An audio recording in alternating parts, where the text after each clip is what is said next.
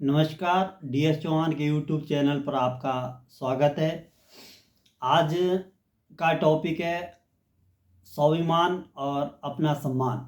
इनके स्वाभिमान का अर्थ है कि अपना सम्मान, इनके खुद का सम्मान। उत्तराखंड में आजकल एक आंदोलन चल रहा है मूल निवास और भू कानून के संबंधित। तो मैं आपसे भी कहना चाहता हूँ, भू कानून और मूल निवास होना उत्तराखंड के लोगों के लिए ज़रूरी है या नहीं, इस पर आप अपनी भी प्रतिक्रिया दें। अगर ज़रूरी है तो यस करिए, अगर नहीं है ज़रूरी तो नो करिए। आप अपने इस पर विचार कर सकते हैं और कमेंट भी कर सकते हैं। पर मेरा पर्सनली मानना है कि उत्तराखंड के अंदर मूल निवास और भू कानून दोनों ही ज़रूरी है, क्योंकि उत्तराखंड 9 दिसंबर 2002 को बना था। आज 23 साल अब लगभग पूरे हो गए हैं और आज दिसंबर 23 चल रहा है। तो आज तक लगभग जो भारी लोग जो यहाँ पर भू कानून की जो कमियां खली है, लगभग बाहर के यहाँ पर 40 लाख लोग ऐसे हैं जो उत्तराखंड के अंदर अब स्थायी हो चुके हैं, यानी कि उनका स्थायी प्रमाण पत्र बन चुका।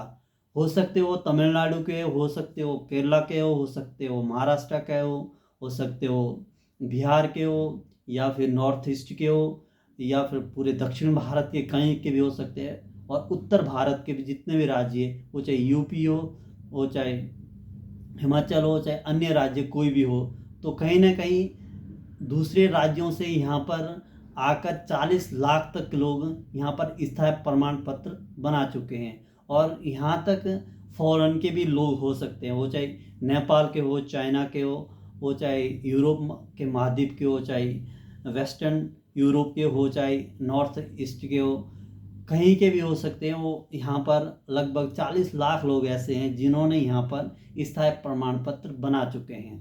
दरअसल भू कानून और मूल निवास की यहाँ पर ज़रूरत बहुत ज़रूरी है, क्योंकि 1950 से पहले जो उत्तराखंड का निवासी हो उसको ही मूल निवास का दर्जा मिलना चाहिए, और यही मांग हो रही है। क्योंकि अगर मूल निवास उन लोगों को ही प्राप्त होगा जो यहाँ के बसिंदे हैं, तो इससे फ़ायदा ये हो कि मूल निवास होने पर जो कि यहाँ की जो भी रोज़गार संबंधित है उनको पहले प्राथमिकता मिलती है। चाहे वो यहाँ पर कॉलेज में या इंजीनियरिंग या डॉक्टरिंग किसी भी प्रकार का कोर्स हो रहा है, तो यहाँ के लोगों को पहले प्राथमिकता मिलनी चाहिए। और वहाँ यहीं पर अगर इंडस्ट्री है, उद्योग है, वो कुटीर उद्योग हो सकता है, लघु उद्योग हो सकता है, या बड़ी इंडस्ट्री है, वहाँ पे भी उत्तराखंड के मूल निवासी को पहले प्राथमिकता मिलनी चाहिए। इसलिए यहाँ के मूल निवास होना ज़रूरी है कि बाहरी लोगों से भी बचा जा सके।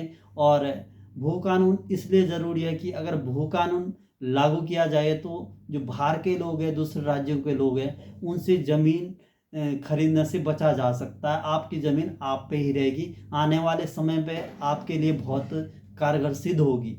इसलिए उत्तराखंड में जब ND तिवारी की सरकार बनी थी 2002 में, तो सबसे पहले ND तिवारी ने भू कानून के प्रति जो कुंजा एक्ट उत्तर प्रदेश सरकार ने 1960 का जो यहाँ पर लागू था उस पर कुछ संशोधन करके ऐड करा कि यहाँ पर अगर भारी लोगों को ज़मीन भी दी जाएगी तो 500 मीटर तक ही ज़मीन दी जा सकती है। उस पर भारी लोग आके अपना छोटा इंडस्ट्री खोल सकते हैं। 500 मीटर बहुत होता है, लगभग आधा किलोमीटर। तो इससे लगभग बाहर से जो छोटा मोटा इंडस्ट्री या लघु उद्योग भी हो सकता हो, कुटीर उद्योग भी हो सकता है, एक बड़ी इंडस्ट्री भी हो सकती है, तो यहाँ तक ठीक था। पर उससे अच्छा भी बेहतर कार्य अगर भुवन चंद खंडूरी जब सरकार में थे, उन्होंने 500 मीटर को 250 मीटर में लाया कि 250 मीटर के अंदर भारी लोगों को यहाँ पर ज़मीन खरीदने का अधिकार है। पर हद तो तब हुई जब त्रिवेंद्र सिंह रावत मुख्यमंत्री थे भाजपा सरकार में, तो उन्होंने जो ये कानून था ND तिवारी सरकार में लाया गया, या फिर भुवन चंद खंडूरी ने जो कानून लाया गया था उसको बिल्कुल रद्द कर दिया, मुक्त कर दिया, और पूरी तरह से भारी लोगों के लिए ज़मीन देने का एक प्रावधान कर दिया। जितने भी बाहर के लोग हैं वो ज़मीन ले सकते हैं।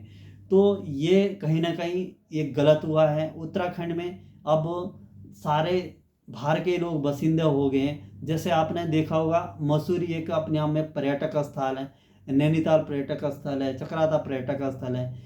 चक्राता इसलिए बच चुका क्योंकि ये जनजातीय क्षेत्र है, ट्राइबल शेड्यूल कास्ट का क्षेत्र है, इसलिए वहाँ पर जो ज़मीन है वो खरीदी नहीं जा सकती है, इसलिए कहीं ना कहीं वो अभी तक सुरक्षित है। इसी तरह जैसे आपने मसूरी में भी देखा होगा, जो मूल तो मसूरी के लोग थे, अब वहाँ पर एक भी मूल तो मसूरी का नहीं है, वहाँ पर सारे बाहर के लोग आ चुके हैं। अगर है भी कोई तो उनके साथ जो वहाँ पर उनके होटल या इंडस्ट्री लगे उनके साथ कर्मचारी के रूप में, वो भी मामूली सी 10-15-20 हज़ार की नौकरी, यानी कि खुद की ज़मीन पर भी आप अब 10-15-20 हज़ार की नौकरी कर रहे हैं। ये एक उत्तराखंड के लिए एक दुर्भाग्य भी है और एक शर्मसार बात है।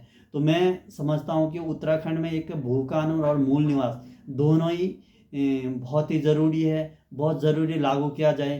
धामी सरकार जल्दी से जल्दी भू कानून को लाए, क्योंकि धामी सरकार के घोषणा पत्र में भी भू कानून और मूल निवास दोनों ही उस समय डिस्कस में थे। तो मैं समझता हूँ कि धामी सरकार को भू कानून के प्रति बहुत जल्दी से जल्दी कैबिनेट में बैठक करनी चाहिए और जल्दी से जल्दी लागू करना चाहिए। क्योंकि यहाँ पर जब 24 तारीख को रैली हुई थी, ना तो उस पर कोई नेता था, ना कोई पार्टी थी, ना कोई ऐसे लोक दल के एक बड़े स्टार थे, और सामान्य से लोग थे, फिर भी पूरा परेड ग्राउंड भर चुका था।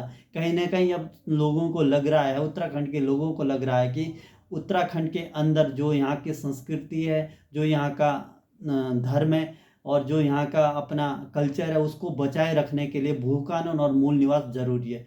क्योंकि देश के अंदर अगर देवतुल्य या देवभूमि है तो उत्तराखंड है। उत्तराखंड के ही अंदर चारों धाम विद्यमान है, वो चाहे यमुनोत्री, गंगोत्री हो, बद्रीनाथ हो, केदारनाथ हो, या अगर पांचों धाम की बात चल रही है तो वो भी उत्तराखंड में ही बनने जा रहे हैं। वो चाहे जागेश्वर धाम हो, चाहे अनोल धाम हो। तो इस तरह से अगर उत्तराखंड के अपनी देवतुल्य जनता को अपना अगर देवभूमि को बचाना होगा तो उत्तराखंड के अंदर मूल निवास लागू करना बहुत ज़रूरी है, ताकि बाहरी लोगों से बचा जा सके। और बाहरी लोगों से जिस तरह से यहाँ पर शोषण किया जाता है, दुष्प्रचार किया जाता है, उससे भी बचा जा सकता है। और यहाँ की संस्कृति को भी बचाया जा सकता है, यहाँ के कल्चर को भी बचाया जा सकता है। और पहाड़ का जो पानी है, पहाड़ का जो ज़मीन है, उसको भी बचाया जा सकता है। कहीं ना कहीं उत्तराखंड वासियों को ये फ़ायदा होगा कि यहाँ पर भू कानून ला के जो कि यहाँ की लैंड है, ज़मीन है, वो बच जाएगी और आने वाले जो पीढ़ी होगी उनके काम आएगी।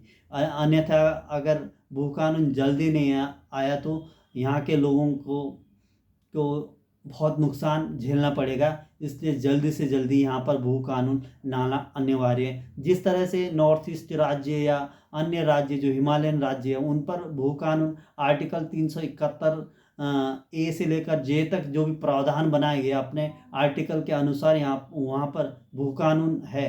तो उसी तरह 371 ए में भी उत्तराखंड को भी एक भू कानून के दर्जे में लाया जा सकता है, ताकि यहाँ का जो भूमि हो बची रखे। और मूल निवास को भी यहाँ पर अनिवार्य करना चाहिए, ताकि आने वाले समय में जो आरक्षण का प्रावधान में जो यहाँ के मूल निवासी हो उन पर ही लागू हो, बाहरी लोगों पर ना लागू हो। इसलिए उत्तराखंड के सभी लोगों को इस बात को सोशल मीडिया आदि में फैलाना चाहिए, क्योंकि जल्दी से जल्दी उत्तराखंड में एक भू कानून होना चाहिए। और इस बारे में भी आप अपनी प्रतिक्रिया दें, अपने विचार रखें कि भू कानून या मूल निवास होना ज़रूरी है या नहीं है। अगर ज़रूरी है तो प्रतिक्रिया बताएं कि क्यों ज़रूरी है। अगर नहीं, आपको लगता है कि नहीं है, ये सही है, फिर ये बताएं कि क्यों है। पर मेरा पर्सनली मानना है कि उत्तराखंड के अंदर बहुत ज़रूरी है भू कानून और मूल निवास दोनों ही। धन्यवाद।